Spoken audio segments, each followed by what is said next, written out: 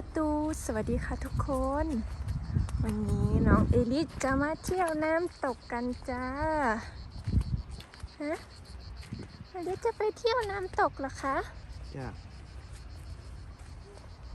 วันนี้มองจอดรถเขาเลยมาจอดไกลมากเลยนะจ๊ะแล้วเขาก็จะเดินไปแบบนี้ย่างไป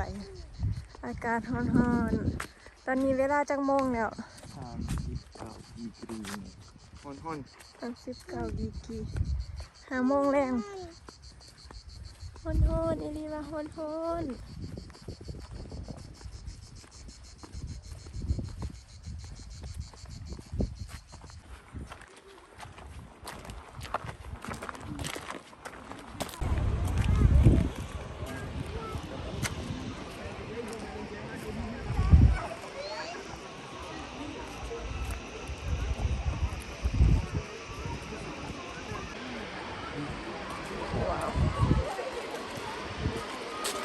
อากาศร้อนคนก็เยอะเลย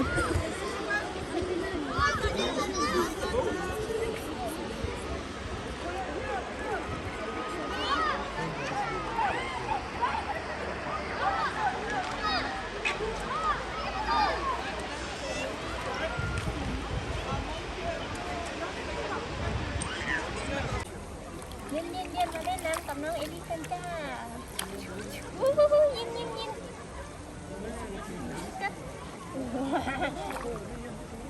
ตัดเก็บแม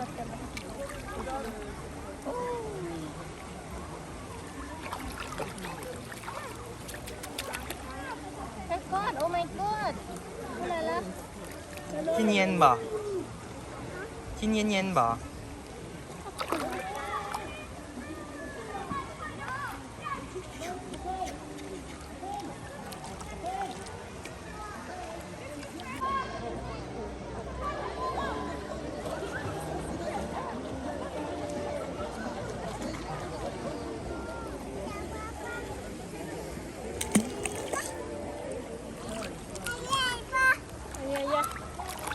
จ้าเอ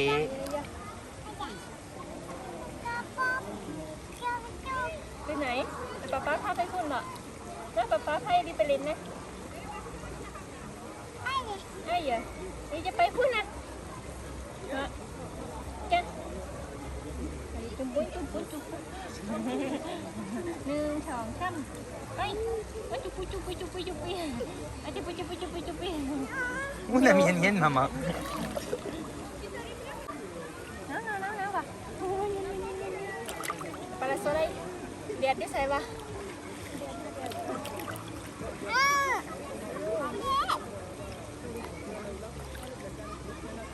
sao mong cơ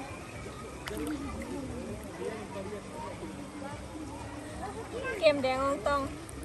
nhang mang thành hồn à tao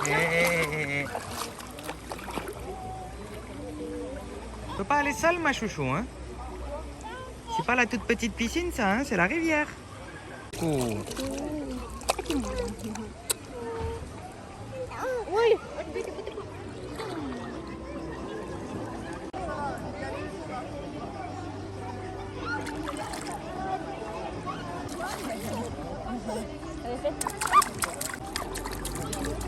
Ouh là là, ouh là là, ouh là là. Dễ Mama เย็นไหมคะโอ้ยดำเบอร์แล้วอีลิทนะลิทดำเบอร์แล้ว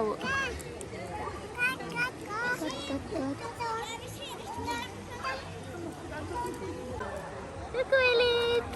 Coucou ma chouchou, coucou maman. Coucou maman. Ça va dire tout ça.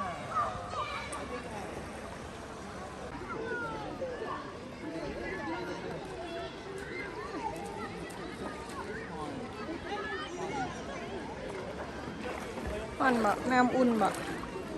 น้ำตากแดดน้ำอุ่นโอ้อุ่นดีว่ะ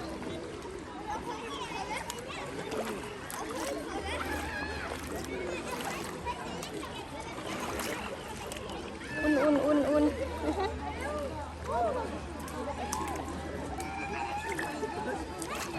Moins ici que là-bas, mais...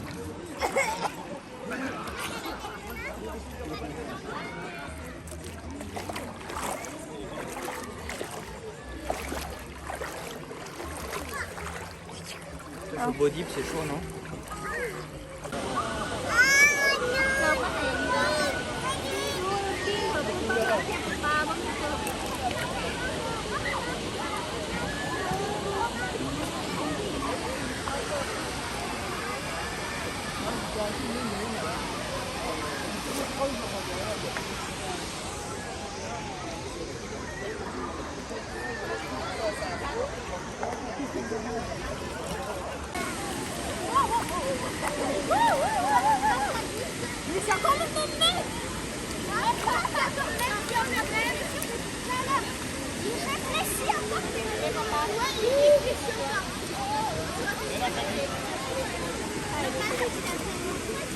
Miến. Miến. Miến cáiตัวไปเดี๋ยวเลย งั้น ตอนยังมาเย็นเลย Nga miến. ไม่งอยังมาเย็นเลยปลาที่ไปเย็น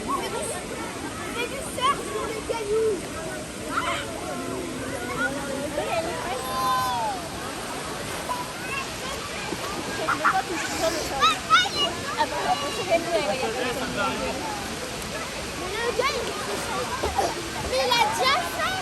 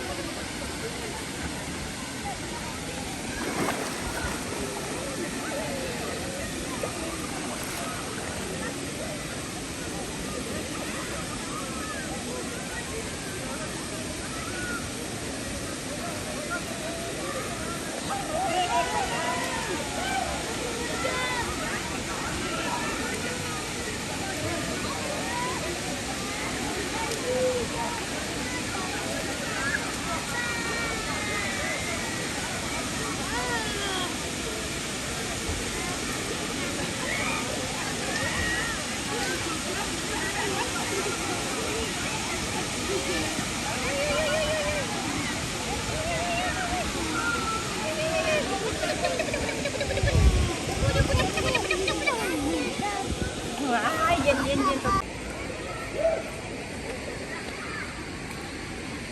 น้ำใสจนเห็นโตปลาเลยนี่นะปลานะปลากระปยานหอดคน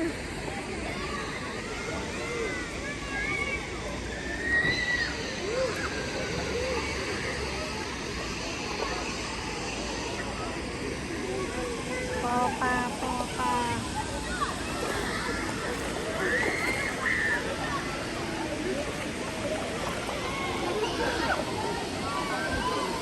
น้ำตกจ้า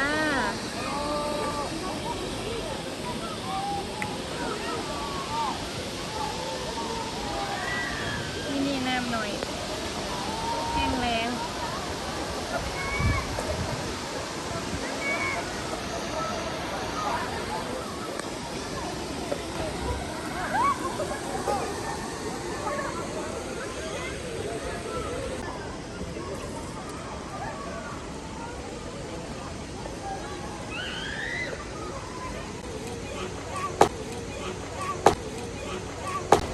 ดูโลก็กันโดดลงมาตะเซิงสะพานไว้สลุนไว้สลุนบานเขาเจ้าก็คือไว้สลุนบานเฮาล่ะไว้ลุน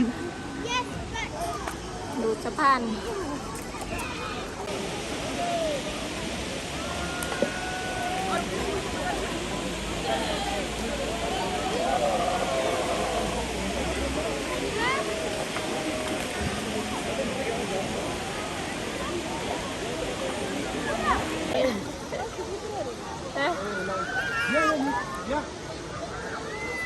อาจจะจัง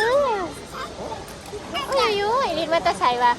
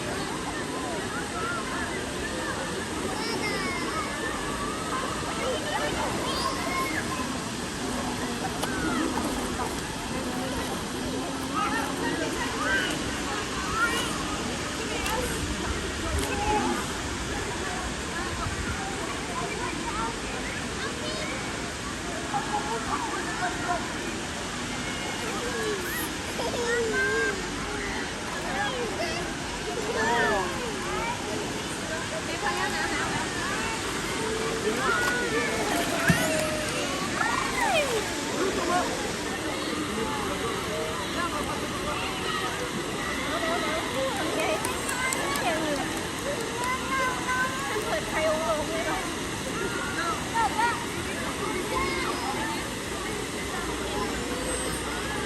อันนี้บายบายก่อนบายบายก่อนเราเองจะขอตัวไปเล่นน้ำกันเด้อจ้าบอกกันไหมที่ข้ามไปแล้วจ้าขอขอบคุณทุกการติดตามรับชมขอบคุณไลค์กดแชร์กดติดตามให้ด้วยนะคะบ๊ายบาย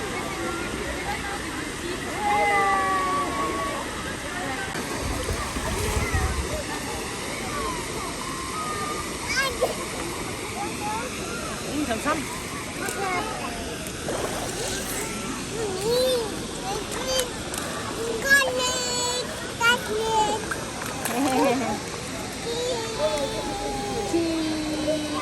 Good job, Con. Yeah. Bye bye.